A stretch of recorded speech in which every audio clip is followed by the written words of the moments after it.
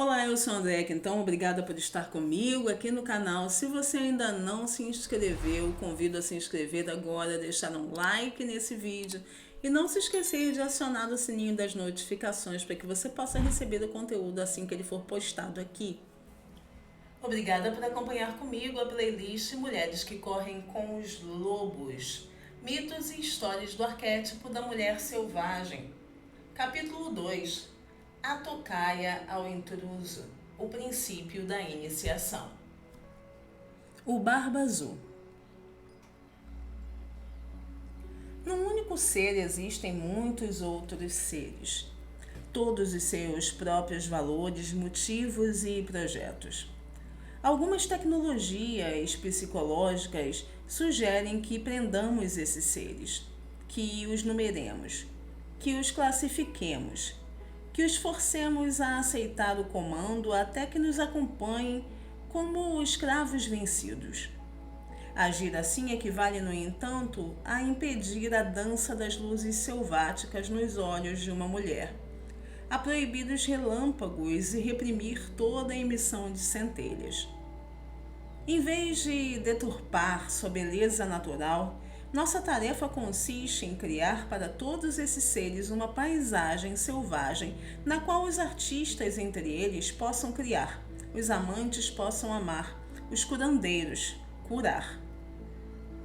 Mas o que devemos fazer com esses seres interiores que são completamente loucos e com aqueles que destroem sem pensar? Mesmo a esses deve ser atribuído um lugar, muito embora seja um lugar que os possa conter. Uma entidade especial, o fugitivo mais traiçoeiro e mais poderoso na psique, exige nossa conscientização e contenção imediatas, e esse é o predador natural. Embora a causa de grande parte do sofrimento humano possa ser atribuída a uma criação negligente, existe também dentro da psique um aspecto contra naturam inato, uma força voltada contra a natureza. O aspecto contra naturam opõe-se ao que for positivo. Ele é contra o desenvolvimento, contra a harmonia e contra o que for selvagem. Trata-se de um antagonista debochado e assassino que nasce dentro de nós. E mesmo com a criação parental mais cuidadosa, sua única função é a de tentar transformar todas as encruzilhadas em ruas sem saída. Esse potentado predatório aparece de vez em quando nos sonhos das mulheres. Ele interrompe no meio dos planos da alma mais significativos e profundos. Ele isola a mulher da sua natureza intuitiva. Quando termina seu trabalho destrutivo, ele deixa a mulher com os sentimentos entorpecidos, sentindo-se frágil para seguir adiante na vida. Suas ideias e seus sonhos jazem a seus pés, esgotados de qualquer animação. A história do Barba Azul trata dessa questão. Na América do Norte, as versões mais conhecidas do Barba Azul são a francesa e a alemã. Eu, porém, prefiro essa antiga versão na qual a francesa e a eslava estão fundidas. Ela é parecida com a que me foi passada por minha tia Caté. Pronuncia-se Kate, que vivia em Sibrak, perto de Dombovar, na Hungria. Entre aquele grupo de contadoras rurais, a história do Barba Azul começa com uma piada acerca de alguém que conhecia alguém, que havia visto a prova medonha da derrocada do Barba Azul. E assim começamos. Existe uma mecha de barba que fica guardada no convento das freiras brancas nas montanhas distantes. Como chegou até o convento, ninguém sabe. Uns dizem que foram as freiras que enterraram o que sobrou do seu corpo, já que ninguém mais se dispunha a nele tocar. Desconhece-se o motivo pelo qual as freiras iriam guardar uma relíquia dessa natureza, mas é verdade. Uma amiga de uma amiga minha viu com seus próprios olhos. Ela diz que a barba é azul, da cor do índigo, para ser exata. É tão azul quanto o gelo escuro no lago, tão azul quanto a sombra de um buraco à noite. Essa barba pertenceu um dia a alguém de quem se dizia ser um mágico fracassado, um homem gigantesco, com uma queda pelas mulheres, um homem conhecido pelo nome de Barba Azul. Dizia-se que ele cortejava 3 irmãs ao mesmo tempo. As moças tinham, porém, pavor de sua barba com aquele estranho reflexo azul e por isso se escondiam quando ele chamava. Num esforço para convencê-las da sua cordialidade, ele as convidou para um passeio na floresta. Chegou conduzindo cavalos enfeitados com sinos e fitas cor de carmim. Acomodou as irmãs e a mãe dos cavalos e partiram a meio galope floresta dentro. Lá, passaram um dia maravilhoso cavalgando. E seus cães corriam a seu lado e à sua frente. Mais tarde pararam debaixo de uma árvore gigantesca e Barba Azul as regalou com histórias e lhes serviu guloseimas. Bem, talvez esse Barba Azul não seja um homem tão mau assim. Começaram a pensar as irmãs. Voltaram para casa tagarelando sobre como o dia havia sido interessante, como haviam se divertido. Mesmo assim, as suspeitas e temores das 2 irmãs mais velhas voltaram e elas juraram que não veriam o Barba Azul de novo. A irmã mais nova, no entanto, achou que, se um homem podia ser tão encantador, talvez ele não fosse tão mau. Quanto mais ela falava consigo mesma, menos assustador ele lhe parecia, e sua barba também parecia ser menos azul. Portanto, quando Barba Azul pediu a sua mão em casamento, ela aceitou. Ela havia refletido muito sobre a sua proposta e concluído que ia se casar com um homem muito distinto. Foi assim que se casaram e em seguida partiram para seu castelo no bosque. Vou precisar viajar por algum tempo, disse ele um dia à mulher. Convide a sua família para vir aqui se quiser. Pode cavalgar nos bosques, mandar os cozinheiros prepararem um banquete, pode fazer o que quiser, qualquer desejo que seu coração tenha. Para você ver, tome minhas chaves. Pode abrir toda e qualquer porta das despensas, dos cofres, qualquer porta do castelo, mas essa chavinha, que tem no alto uns arabescos, você não deve usar. Está bem, vou fazer o que você pediu. Parece que está tudo certo. Portanto, pode ir, meu querido. Não se preocupe comigo e volte logo. E assim ele partiu. E ela ficou. Suas irmãs vieram visitá-la e elas sentiam, como todo mundo, muita curiosidade a respeito das instruções do dono da casa, quanto ao que deveria ser feito enquanto ele estivesse fora. A jovem esposa falou alegremente. Não, ele disse que podemos fazer o que quisermos e entrar em qualquer aposento que desejarmos, com exceção de um. Só que eu não sei qual é esse aposento. Só tem uma chave e não sei que porta ela abre. As irmãs resolveram fazer um jogo para ver que chave serviria em que porta. O castelo tinha 3 andares, com 100 portas em cada ala. E como havia muitas chaves no chaveiro, elas iam de porta em porta, divertindo-se imensamente ao abrir cada uma delas. Atrás de uma porta havia uma despensa para mantimentos, atrás de outra um depósito de dinheiro. Todos os tipos de bens estavam atrás das portas e tudo parecia maravilhoso o tempo todo. Afinal, depois de verem todas aquelas maravilhas, elas acabaram chegando ao porão e ao final do corredor há uma parede fechada. Ficaram intrigadas com a última chave. Aqui tinha o pequeno arabesco. Talvez essa chave não sirva para abrir nada. Enquanto diziam isso, ouviam um ruído estranho. Deram uma espiada na esquina do corredor e, que surpresa, havia uma pequena porta que acabava de se fechar. Quando tentaram abri-la, ela estava trancada. Irmã, traga sua chave, gritou uma delas. Sem dúvida é essa porta, para aquela chavinha misteriosa. Sem pestanejar, uma das irmãs pôs a chave na fechadura e a girou. O trinco rangeu. A porta abriu-se, mas lá dentro estava tão escuro que nada se viu. Irmã, irmã, traga uma vela! Uma vela foi acesa e mantida no alto, um pouco para dentro do aposento, e as 3 mulheres gritaram ao mesmo tempo, porque no quarto havia uma enorme poça de sangue. Os ossos humanos enegrecidos estavam jogados por toda parte e crânios estavam empilhados nos cantos como pirâmides de maçãs. Elas fecharam a porta com violência, arrancaram a chave da fechadura e se apoiaram umas nas outras, arquejantes, com o peito arfando. Meu Deus, meu Deus! A esposa olhou para a chave e viu que ela estava manchada de sangue. Horrorizada, usou a saia para limpá-la, mas o sangue prevaleceu. Oh não! Exclamou. Cada uma das irmãs apanhou a chave minúscula nas mãos e tentou fazer com que voltasse ao que era antes, mas o sangue não saía.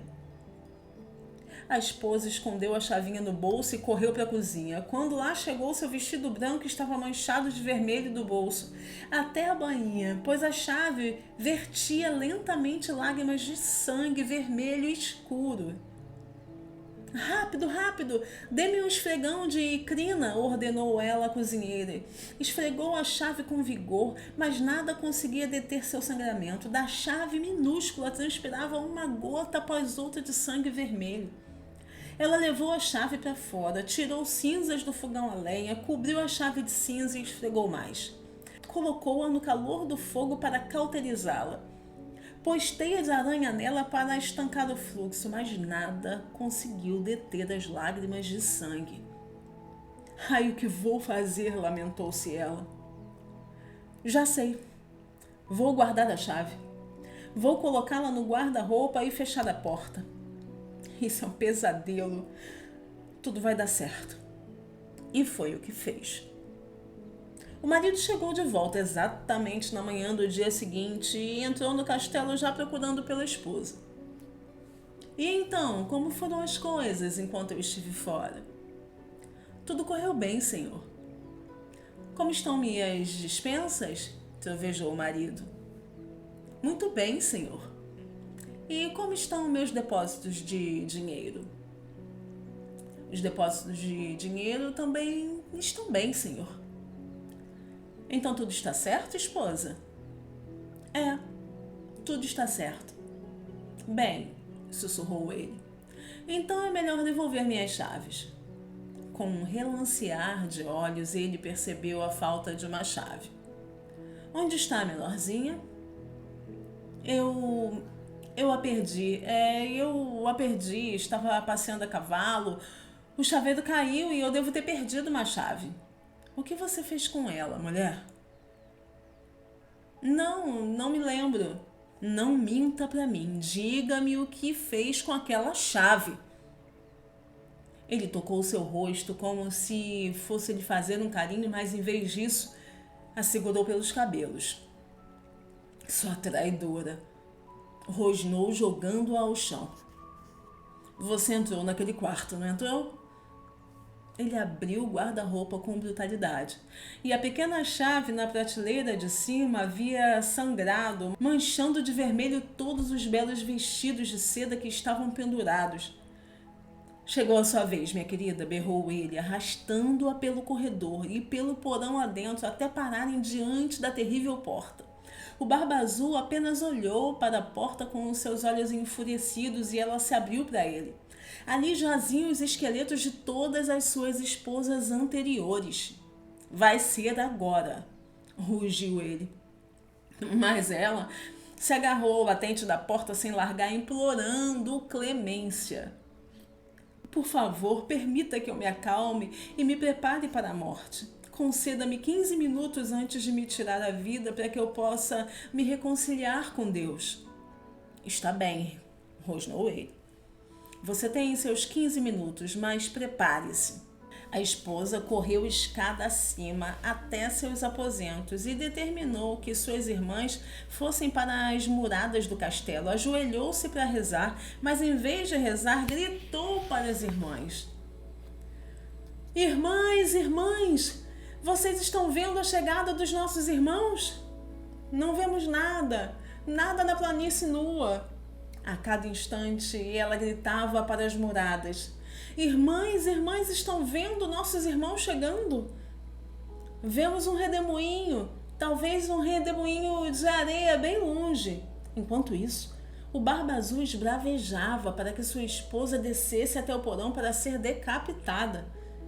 Irmãs, irmãs, estão vendo nossos irmãos chegando? Gritou ela mais uma vez. O Barba Azul berrou novamente pela esposa e veio subindo a escada de pedra com passos pesados. Estamos vendo nossos irmãos, exclamaram as irmãs. Eles estão aqui e acabam de entrar no castelo. O Barba Azul vinha pelo corredor na direção dos aposentos da esposa. Vim apanhá-la, gritou ele. Suas passadas eram pesadas, as pedras no piso se soltavam, a areia da argamassa caía esfarinhada no chão. No instante em que o Barba Azul entrou nos aposentos com as mãos esticadas para agarrá-lo, seus irmãos chegaram galopando pelo corredor do castelo ainda montados, entrando assim no quarto. Ali, eles encurralaram o Barba Azul, fazendo com que saísse até a balaustrada. E ali mesmo, com suas espadas, avançaram contra ele, golpeando e cortando, fustigando e retalhando, até derrubá-lo ao chão, matando-o afinal e deixando para os abutres o que sobrou dele, o predador natural da psique.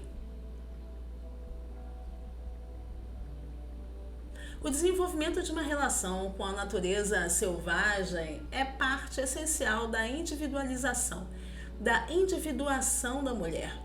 Para que isso possa se realizar, a mulher precisa penetrar nas trevas, mas ao mesmo tempo não pode cair irreparavelmente numa armadilha, ser capturada ou morta, seja no caminho de ida, seja no de volta.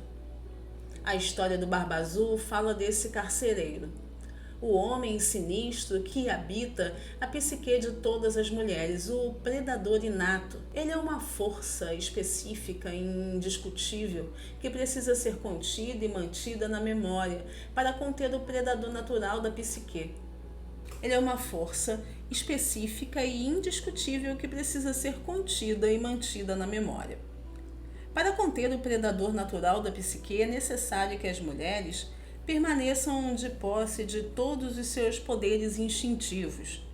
Alguns deles são o insight, a intuição, a resistência, a tenacidade no amor, a percepção aguçada, o alcance da sua visão, a audição apurada, os cantos sobre os mortos, a cura intuitiva e o cuidado com seu próprio fogo criativo.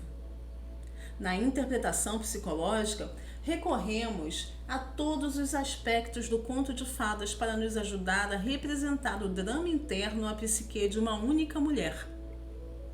O Barba Azul simboliza um complexo profundamente recluso que fica espreitando as margens da vida da mulher, observando à espera de uma oportunidade para atacar. Embora ele possa se apresentar simbolicamente de modo semelhante ou diferente nas psiques masculinas, é um inimigo ancestral e contemporâneo dos dois sexos. É difícil compreender totalmente a força do Barba Azul por ser ela inata, ou seja, inerente a todos os seres humanos desde o instante do nascimento e, nesse sentido, não ter origem inconsciente. No entanto, creio que temos uma pista de como sua natureza se desenvolveu no pré-consciente dos seres humanos, pois na história o Barba Azul é chamado de mágico fracassado.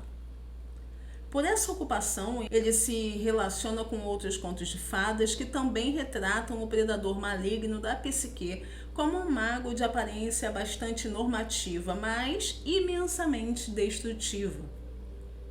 Usando-se essa descrição como um fragmento de arquétipo, podemos compará-la com o que sabemos de feitiçaria fracassada ou de força espiritual fracassada na história dos mitos.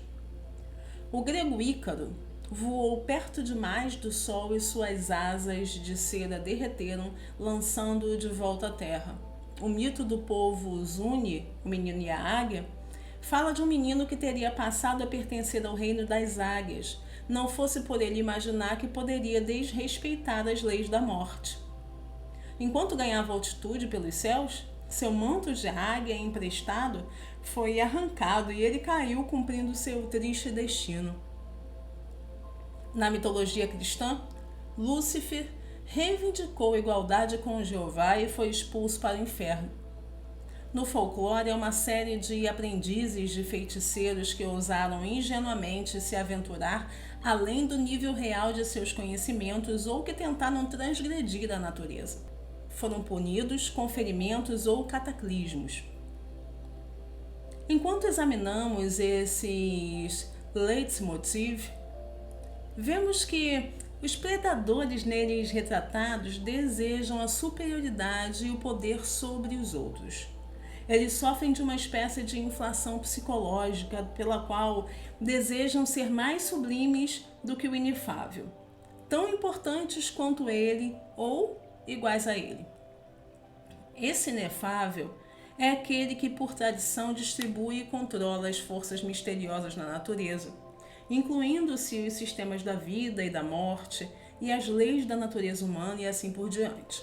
No mito e nas histórias, descobrimos que a consequência para uma entidade que tente desrespeitar, dobrar ou alterar o modo de operação do inefável é o castigo, seja por ter de suportar uma redução da sua própria capacidade do universo do mistério e da mágica, como, por exemplo, aprendizes que não têm mais permissão de praticar, ou um exílio solitário longe da terra dos deuses, ou alguma perda semelhante de graça, e poder através da dificuldade da fala, de mutilações ou da morte.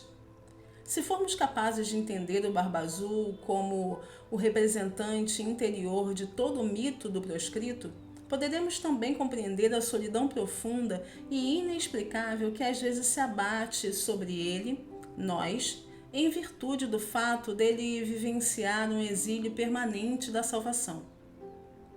O problema com o Barba Azul no Conto de Fadas é que, em vez de alimentar a luz das jovens forças femininas da psique, ele prefere encher-se de ódio e deseja extinguir as luzes da psique.